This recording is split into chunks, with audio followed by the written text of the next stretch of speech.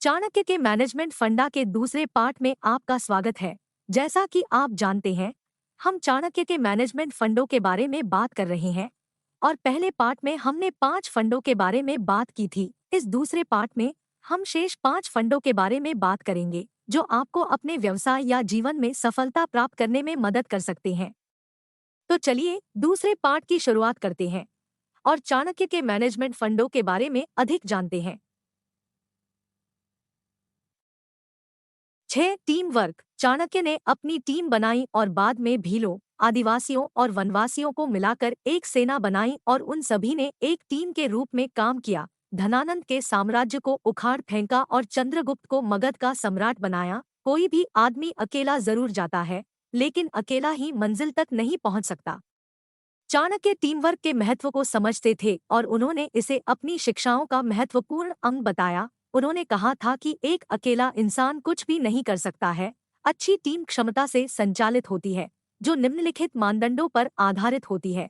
1. समझौता करना। टीम के सदस्यों के बीच समझौता करना अत्यंत आवश्यक है। चाणक्य ने टीम वर्क में समझौते का महत्व बताया था। 2. समान अधिकार। टीम के हर सदस्य को समान अधिकार होने चाहिए। यह उन्हें महसूस कराता है कि वे महत्वपूर्ण हैं और उनका योगदान टीम के लिए महत्वपूर्ण है। 3. कमजोरियों को समझना। चाणक्य ने टीम वर्क में कमजोरियों को समझने का महत्व बताया। टीम के सदस्यों की कमजोरियों को समझकर उन्हें समर्थ बनाना एक सफल टीम लीडर की चुनौती होती है। 4. सहयोग। टीम वर्क के लिए सहयोग एक महत्वपूर्ण घटक है। चाणक्य ने सहयोग को टीम वर्क के लिए आवश्यक बताया। 7. लक्ष्य। चाणक्य ने अपनी रचनाओं में लक्ष्य को बहुत महत्व दिया था। उन्होंने कहा था कि जीवन का लक्ष्य हमें सदा आगे बढ़ने के लिए प्रेरित करता है। लक्ष्य न केवल जीवन में सफलता प्राप्त करने का मार्ग बताता है, बल्कि हमें जीवन में एक सच्चे मकसद की तलाश करने के लिए प्रेरित करता है। चाणक्य ने सलाह दी कि लक्ष्य को स्पष्ट रूप से तय करें और उसके लिए निरंतर प्रयास करें। उन्होंने कहा था, अपना लक्ष्य पाने के लिए आपके पास केवल एक ही विकल्प है, यह कि आप लक्ष्य को स्पष्ट रूप से तय करें और उसकी ओर निरंतर प्रयास करें। यह जीवन का नियम है कि सफलता केवल उन्हें ही मिलती है जो निरंतर प्रयास करते हैं। 8. संपर्क और संबंधों का विस्तार। संपर्क और व्यक्तिगत संबंधों का विस्तार आपको लोकप्रिय बनाता है। चाणक्य ने अपने संपर्कों और संबंधों के आधार पर मगध राज्य को परास्त कर दिया। चाणक्य ने संबंधों को बहुत महत्व दिया था। उन्होंने संबंधों के विस्तार को बढ़ावा दिया था क्योंकि उन्हें पता था कि संपर्क और संबंधों का विस्तार राज्य के विकास के लिए अत्यंत आवश्यक होता है। उन्होंने सलाह दी कि संबंधों को बढ़ावा देने के लिए व्यक्तिगत स्तर पर बातचीत की जानी चाहिए, लोगों के अपने अपने स्तर पर संपर्क बनाना चाहिए और दूसरों के मान सम्मान का ध्यान रखना चाहिए। चाणक्य ने यह भी कहा था कि लोगों के साथ अच्छे संबंध बनाए रखना उनके लिए निरंतर सीखने और विकास के अवसर प्रदान करते हैं। उन्होंने सलाह दी कि अपनी संभावित गलतियों से सीखें, दूसरों के द्वारा दिए गए सलाहों का ध्यान रखें और संबंधों को निरंतर संवारते रहें। 9. क्रोध न करें और विनम्र रहें। चाणक्य के अनुसार क्रोध का प्रयोग हमेशा सोच समझकर करना चाहिए। अगर आपका स्वभाव क्रोधी रहने का है, तो असफल होने के लिए तैयार रहें।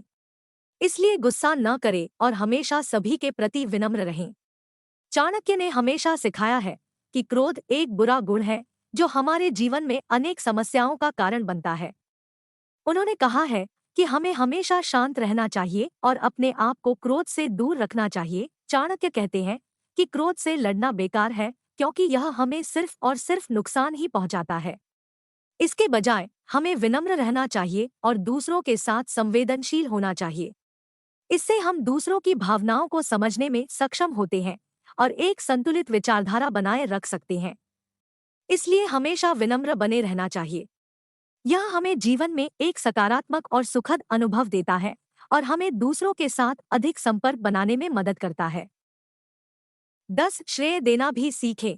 हमेशा याद रखें कि आपकी सफलता केवल आपकी सफलता नहीं है, इसमें कई लोगों का योगदान है जिसे भूलना नहीं चाहिए। चाणक्य का कहना है कि एक लीडर को अपने लोगों की प्रशंसा के लिए हमेशा तैयार रहना चाहिए।